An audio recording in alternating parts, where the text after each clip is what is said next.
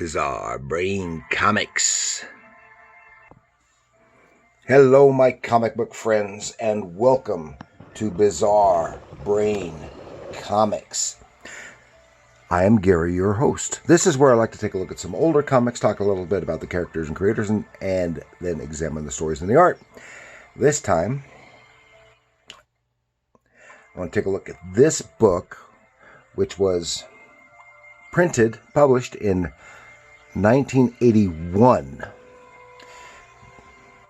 and it is reprints some Hulk stories. Yes, The Incredible Hulk, the secret story of Marvel's gamma-powered Goliath.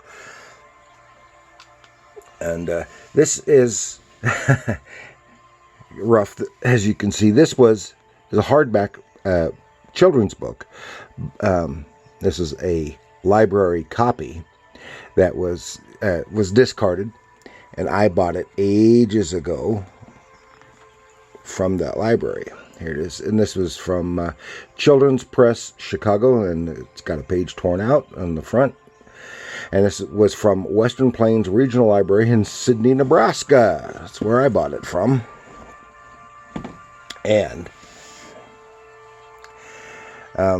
this reprints, I think it's three Hulk stories with text provided at the beginning and between and after each story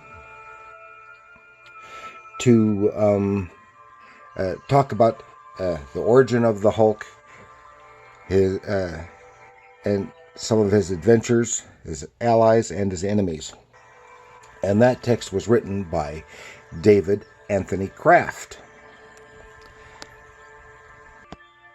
And before we get into talking about David Anthony Kraft, see here I have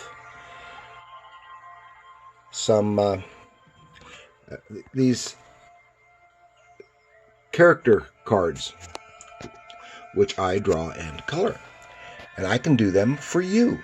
If you would like your favorite character from comics, comic books, comic strips, cartoons, etc., at a very reasonable price, make good gifts,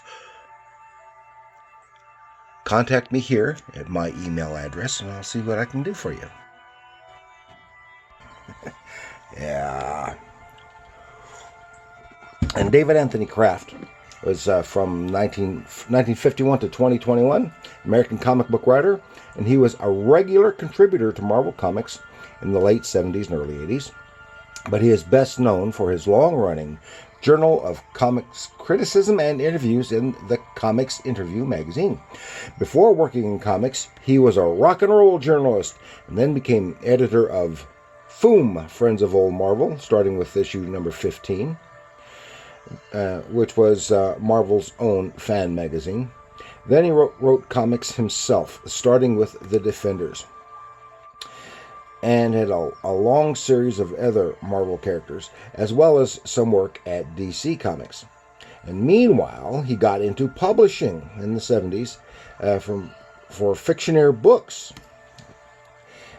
which published some science fiction novels, and also published his Comics Interview magazine. And later in the 80s, they began publishing comic books themselves outright. So he had a very long association with the comics.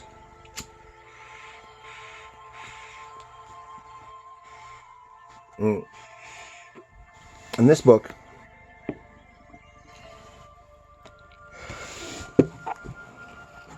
as you can see here, here's the beginning of the text stuff, variety of creators, and it starts right off with the reprinting the first Hulk story from issue number 1, from, that was what, 1963, I think it was.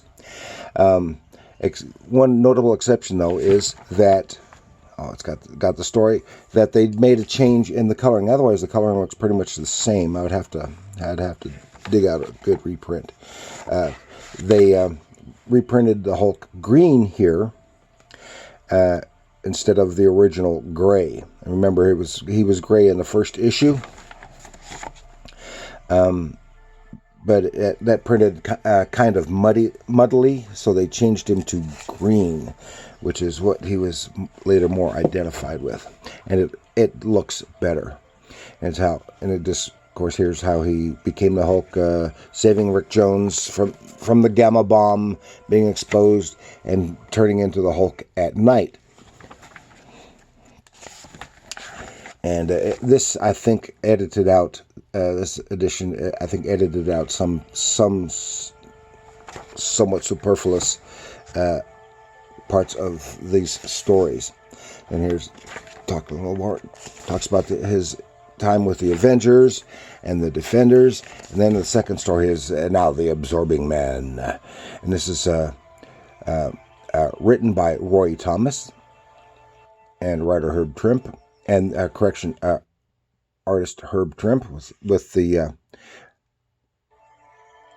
I guess he did his own inking. And this is, I like this splash. It's a really good splash page. And the Hulk. This was later when, of course, the Hulk was more, as we know him now, the Rage Monster. And this has a story. I prefer the period, the Herb Trimpe period. Herb Trimpe had a long association with the Hulk, doing Hulk stories for many years. And I like the period when John Severin was doing the inks over his pencils. I like that better here. But this is, and of course, Herb Trimpe also, or Trimpe, whatever, he also did some Fantastic Four. He did, and he did the whole run of the Marvel version of Godzilla, which was good. Which I covered here one other time. This is a little story featuring the Absorbing Man and a menace to the Earth with a comet going to strike the Earth, or pass near the Earth. Earth was going to go through the tail of the comet, which happened to be extremely radioactive, and it would poison the atmosphere of the entire planet. And Bruce Banner came up with a quick plan. Of course, this was all in one day, which is kind of silly. But it has event effects like this, which I think is really good, showing a lapse of time and motion like that. But he succeeds in that event, but in the process brings down the Absorbing Man, who is a Thor villain, and was basically falling through space. And he latches onto the space, the rocket that Bruce Banner is occupying, and absorbs the metal. His skin smashes up, and he doesn't know that Bruce Banner's in there.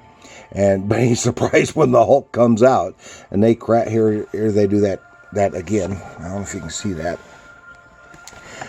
again with the pictures, and with the sequence of images showing passage of time as they crash. Then they fight. Several pages of fighting until the Absorbing Man tries to absorb the Hulk's energy and strength, not realizing that while he becomes as powerful as the Hulk, when he absorbs everything from the Hulk, he turns back into Bruce Banner, and so he becomes normal again, and to his demise or downfall. Then see some of his villains. And then another story, The Monsters Analyst. This is several years later. It must be from the late 70s. Written by Roger Stern, illustrated by Sal Buscema and Klaus Janson.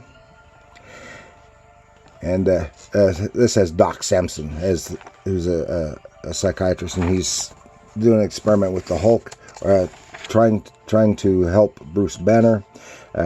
So causes the Hulk to go to sleep and dream, and then he has some really wild dreams. Even his dreams are violent.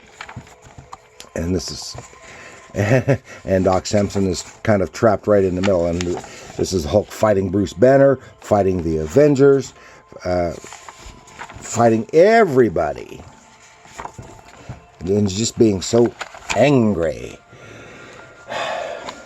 And then they talk about the Hulk on TV, which, because at this time Hulk was a big commodity on television, and was a popular show, and they think they did that very well for TV, even though he had to be considerably different than he was in the comic.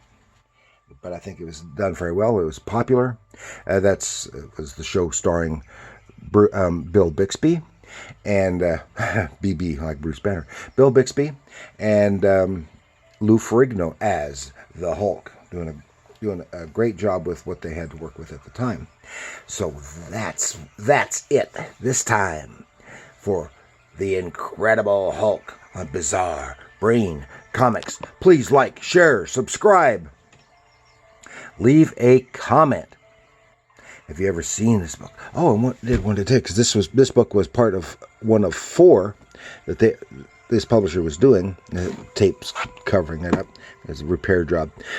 Also, that featured Spider-Man. They had the Incredible Hulk. They had the Fantastic Four and Captain America, and 3 of those were Marvel's things on TV about that time, with Captain America TV movies and the Spider-Man TV series, and I think Fantastic Four had an animated series about that time. So that was it.